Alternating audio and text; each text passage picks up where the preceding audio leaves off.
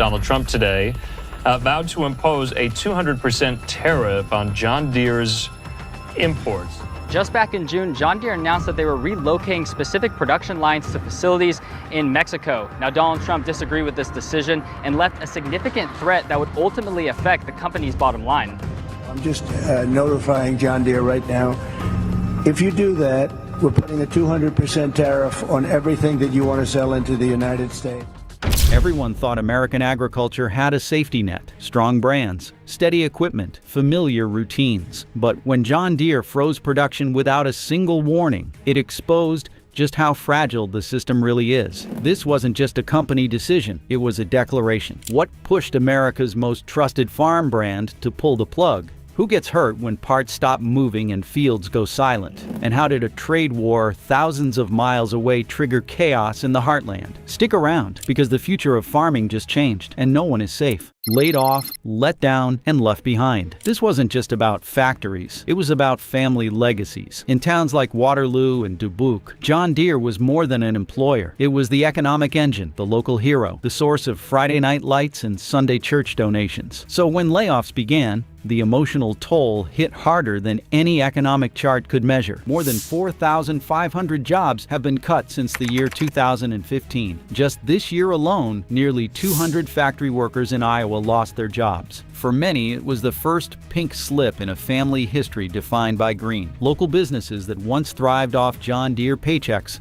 started closing their doors. Diners sat empty. Tool shops collected dust. A domino effect spread across towns that had already been fighting to stay alive. One closure led to another, until the very character of rural America began to shift. And it wasn't just economic, it was cultural. Entire towns built around these factories were now asking, what happens when the heartbeat stops? Inside the homes of laid-off workers, uncertainty gave way to resentment. Generations who once saw John Deere as a legacy now saw it as a liability. Loyalty turned to anger, and that anger began to organize. But the real betrayal hadn't come from pink slips, it came from locked hoods. The tractor you can't touch. Imagine owning a machine that you cannot fix. John Deere didn't just spark outrage with layoffs, it ignited fury by turning simple repairs into costly nightmares. Their digital lockdown on repair rights drew a line in the soil that farmers refused to cross. For decades, farmers relied on their own hands to fix their machines. Then came the software wall. Now, even minor repairs required a Deere-certified technician, proprietary tools, or a service fee that could double the cost of a simple fix. The backlash birthed the Right to Repair movement. Across the Midwest, farmers began lobbying lawmakers, storming town halls, and testifying before committees. And they won. States began passing legislation forcing John Deere to release repair manuals and diagnostics. But for many farmers, the damage was already done.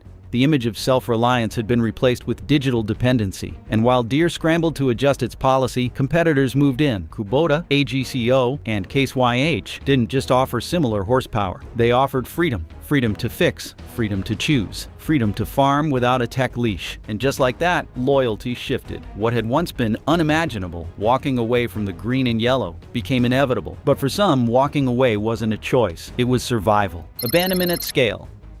Innovation was once their legacy. Now it's their excuse. As John Deere doubled down on automation, digital control, and cost restructuring, farmers and workers alike began to see the writing on the barn wall. This wasn't about improvement, it was about escape.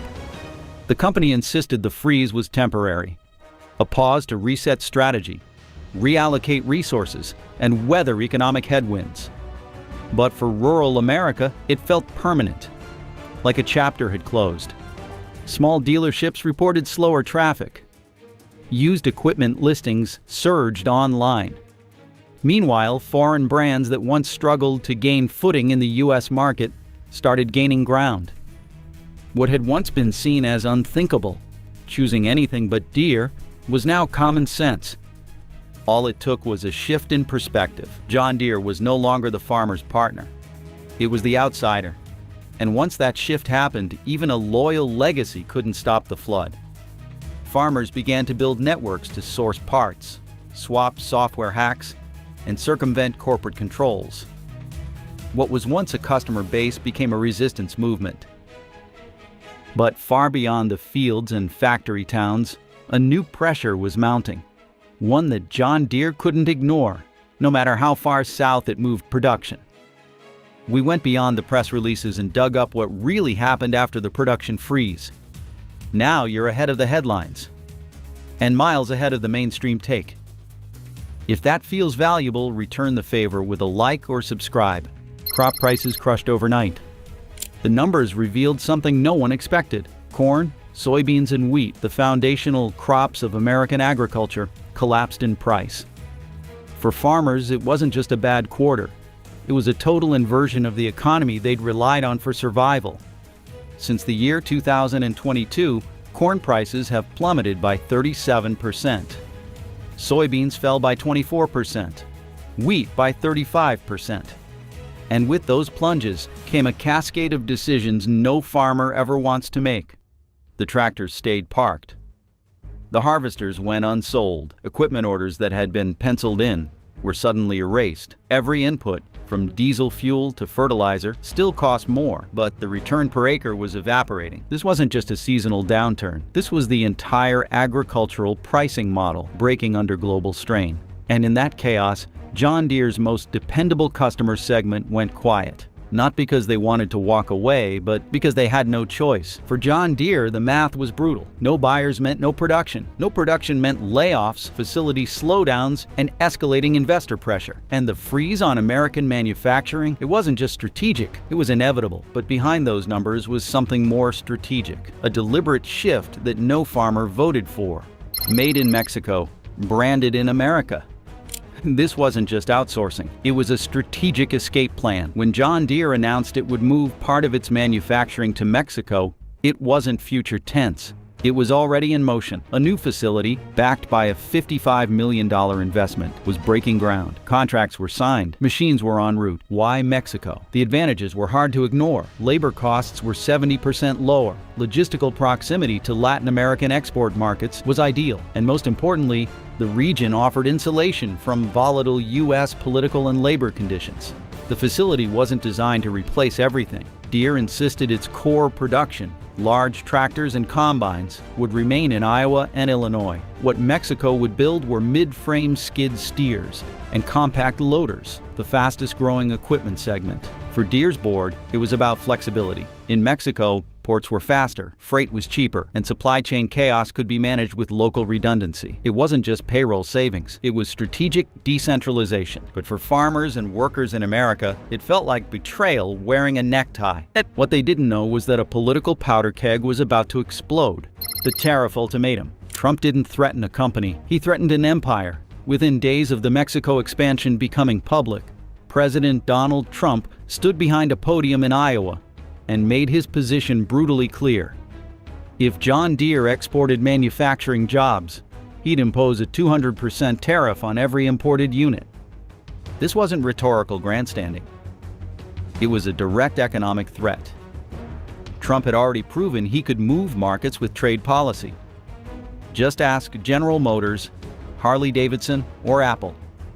The logic was simple. If Deere wanted to build in Mexico, then they'd pay the price to re-enter American markets. A 200% import tariff would effectively kill profit margins and make their own equipment unaffordable to U.S. buyers. Wall Street reacted immediately. John Deere's stock dropped by over 1.5% in after-hours trading. Analysts sounded alarms over supply chain risks and possible retaliatory actions from trade partners. The industry braced itself. Deere issued a measured reply. Only 5% of its total North American production would shift. Most of its marquee products would still be U.S. built, but the damage was already done. A media firestorm erupted. Supporters hailed Trump as defending American jobs. Critics warned it would trigger a wider trade war. But amid the noise, something deeper was happening. Because while Washington fought over tariffs, Main Street fought over trust. A nation at war with itself. This wasn't just a policy disagreement, it was a cultural fault line. Across social media, town halls, and radio shows, a new civil war broke out, not between states, but between allegiances. Some defended Deere. They argued that global competition required global operations. Without cost reduction, Deere could fall to foreign rivals. That survival sometimes requires sacrifice. Others were furious. They saw a company born in the heartland abandoning its own workforce. They saw small towns collapsing while Deere built new facilities abroad. And worst of all, they saw political leaders divided over whose side to take. Senators from red states began pressuring Deere to reverse course. The House Agriculture Committee threatened hearings. Federal contract reviews were floated. Meanwhile, Deere's lobbyists flooded Capitol Hill with briefings, impact memos, and reassurances. They warned of unintended consequences. Tariffs wouldn't just hurt Deere. They'd hurt the very farmers Trump claimed to protect. Raising prices on American-made equipment by targeting partial imports could backfire spectacularly. But the debate wasn't just economic, it was philosophical. What does it mean to be an American company in a global economy? Can you optimize for shareholders and still honor the people who built you? And just as that question reached a fever pitch, a new force entered the battlefield. Because far away from Washington and Wall Street, an old rival was rewriting the rules of the game. Dealerships under siege. The tractors were still parked, but the customers were gone. Across the Midwest, John Deere dealerships were seeing something they hadn't seen in decades. Empty lots, canceled orders, and a silent spring planting season. This wasn't about lack of interest, it was a boycott. From Nebraska to Indiana, farmers organized protests outside dealerships that had served their families for generations. Hand-painted signs accused Deere of abandoning American workers. Tractors from rival brands lined up in defiant rows, symbolic middle fingers to a company that once defined loyalty. One dealership manager in Des Moines said it best, "We didn't just lose customers, we lost faith." It wasn't just the freezing of U.S. production. It was everything: the layoffs, the repair restrictions, the Mexico shift, and now the looming threat of tariffs. Farmers didn't want excuses. They wanted commitment. AGCO, Kubota, and Case IH sales surged. Smaller brands that had once been overlooked were now the talk of farm auctions and equipment expos.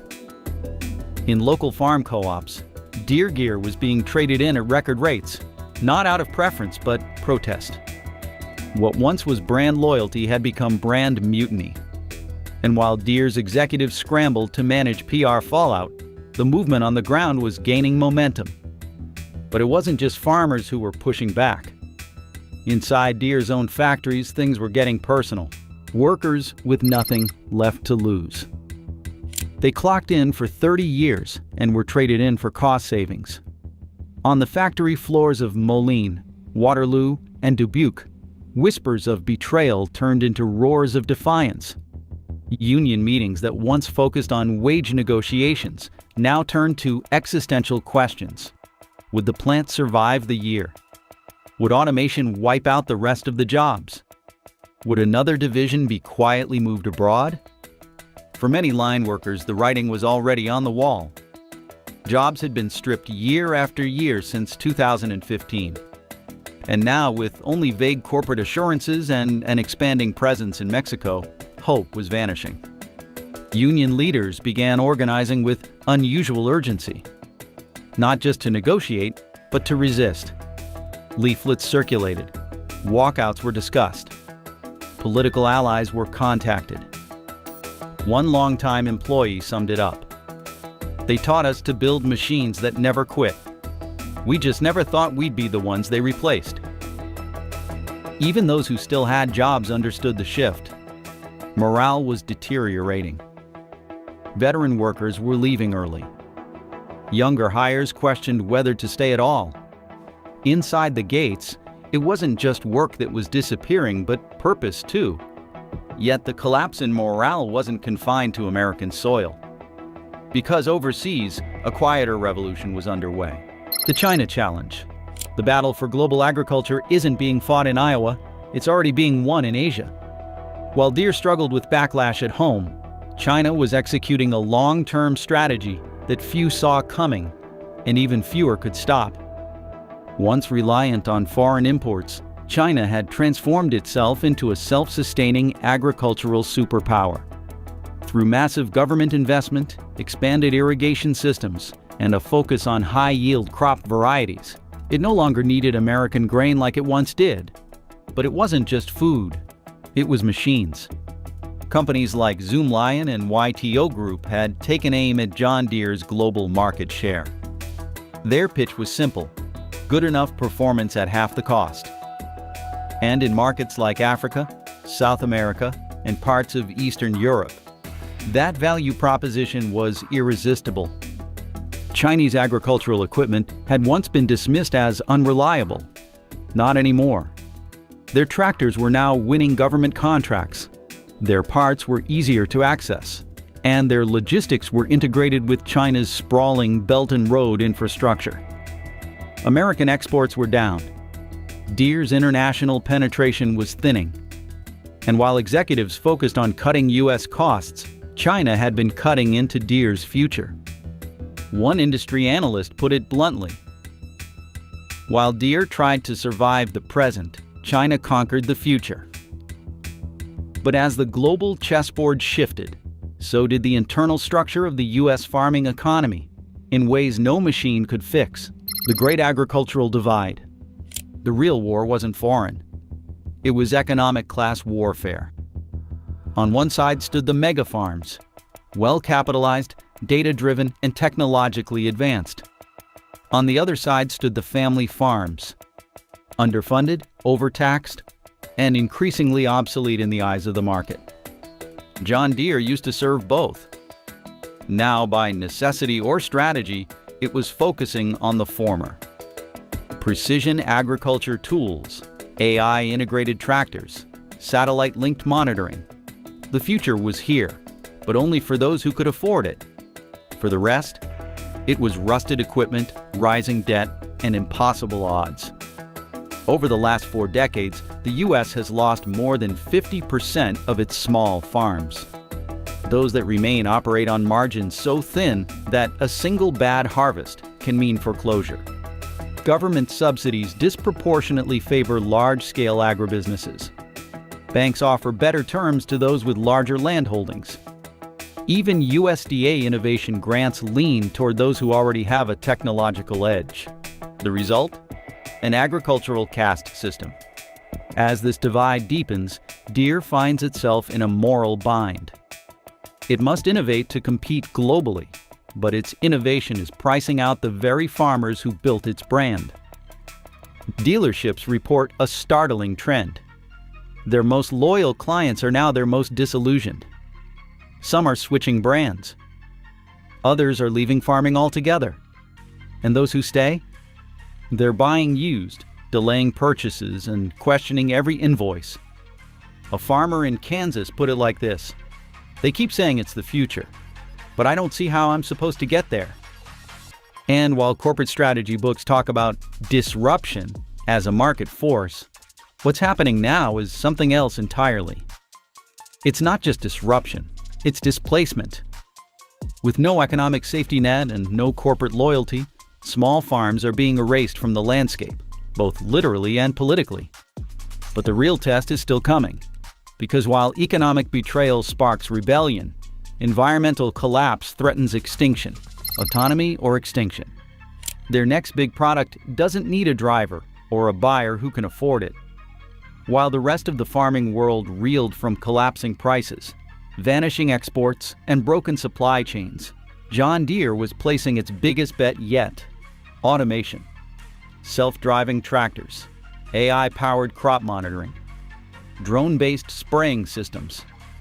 The future of agriculture looked like something out of a Silicon Valley demo, and Deere was determined to lead it.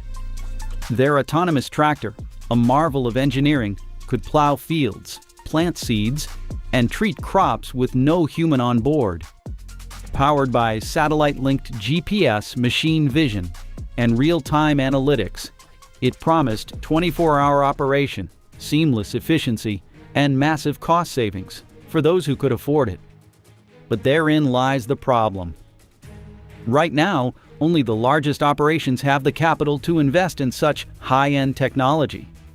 These machines don't just cost money up front, they require subscription-based software, remote diagnostics, and digital infrastructure that many small and medium farms simply do not have. For big agribusinesses, it's a game changer. For everyone else, it's a wall. At dealer expos and trade shows, this divide was on full display. Larger operators lined up to test the new tech, while smaller farmers stood off to the side, watching the future roll away from them. Deere was innovating, yes, but for whom? Because if their traditional customers can't afford the new machines, they won't buy them. And if they can't buy them, Deere's innovation becomes a liability, not a solution. And just when the technological gap couldn't get wider, another crisis hit.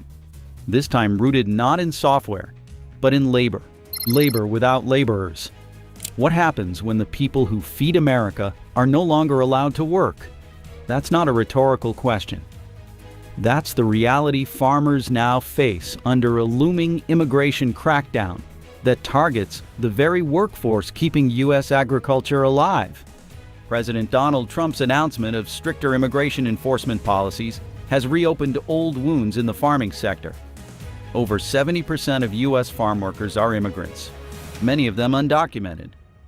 These are the people who pick fruit, cut lettuce, stack hay, and harvest fields. Jobs that American citizens have consistently refused to do. Without them, farms simply don't function. In 2018, when a similar crackdown was enacted, California farms were forced to abandon crops that couldn't be harvested. Fields in Florida rotted in the sun. Arizona vineyards lost entire growing seasons. It wasn't theoretical, it was catastrophic. The new wave of restrictions threatens to replicate those consequences at a much larger scale. If the available labor pool shrinks dramatically, farms won't just struggle to harvest crops. They'll lose the workers required to operate tractors, load equipment, and maintain production schedules. And that means another hit for John Deere. Because if farms can't find labor to operate existing machines, why would they invest in new ones? Especially when those new ones cost more and require technical training their staff may never receive. What makes this crisis even more dangerous is that it converges with other threats: climate disruption, international competition, and trade fragmentation. The American farmer isn't just dealing with one fire. They're trying to survive inside a burning house. And if you think that is all, you are in for a surprise. The climate that won't cooperate. Rain stopped falling, prices kept falling, and still farmers were expected to adapt. Climate change has moved from abstract debate to daily disaster for rural America. And agriculture, one of the most climate-sensitive industries in existence, is bearing the brunt. Droughts in the Midwest have devastated yields. Floods have wiped out planting seasons. Wildfires in California have destroyed not just crops, but entire farms. Hurricanes in the Southeast are now annual events. And rising temperatures have extended the range of pests and crop diseases. The result? A growing list of expenses: irrigation infrastructure, crop insurance, pest control, soil remediation, recovery costs. For John Deere, this could have been a window of opportunity. The company has invested heavily in climate-forward solutions: electric tractors, resource monitoring AI, water-efficient spraying systems, machines that promise more control in an era of chaos. But again, only for those who can afford them. Even as Deere develops cutting-edge climate-resilient tools, most of its customers are stuck in the past. Not because they want to be, but because they're broke. The average American farmer carries over $100,000 in debt, and with commodity prices dropping, there's little financial runway left for upgrades. Government programs designed to assist farmers in adopting climate tech are often inaccessible, underfunded, or designed with large operators in mind. The tools exist, but the path to use them does not. So while the skies grow darker and the soil gets drier, the gap between climate adaptation and technological access widens. It's not just a policy failure, it's an existential risk. And Deere, once seen as the solution, now sits at the center of a dilemma it can't automate its way out of. Because while tech and labor and climate collide, something even bigger is unraveling beneath the surface. The definition of farming itself. Can farming survive the future? This is no longer a standard industry disruption. This is unraveling. Not of machinery, but of meaning. Across the country, the foundational model of American agriculture is dissolving. Small and medium-sized farms, once the backbone of the national food system, are vanishing at an accelerating rate. In the past 40 years, the United States has lost more than half of its family farms. Those that remain operate on paper-thin margins, forced into survival mode by every new trade policy, every new environmental regulation, and every bad season that wipes out a year's work in one afternoon storm. The ones that endure increasingly resemble miniature corporations, not family farms. Regional crop diversity is declining. Livestock operations are consolidating. Decisions once made in barns are now modeled in boardrooms. Rural towns that used to host multiple independent farms now orbit around a single industrial operator, if any agriculture remains at all. John Deere didn't start this trend, but its decisions have undeniably accelerated it. By prioritizing elite automation over affordable functionality, by locking down repair access and forcing farmers into costly service contracts, by shifting production away from the very communities it once claimed to serve, Deere has transformed from enabler to gatekeeper. For many farmers, the message is clear. We're not building for you anymore. This isn't just about brand loyalty or marketing optics. A food system dominated by massive operations is inherently more fragile. It is more susceptible to supply chain disruptions, disease outbreaks, monoculture failures, and geopolitical shocks. When diversity disappears, so does resilience.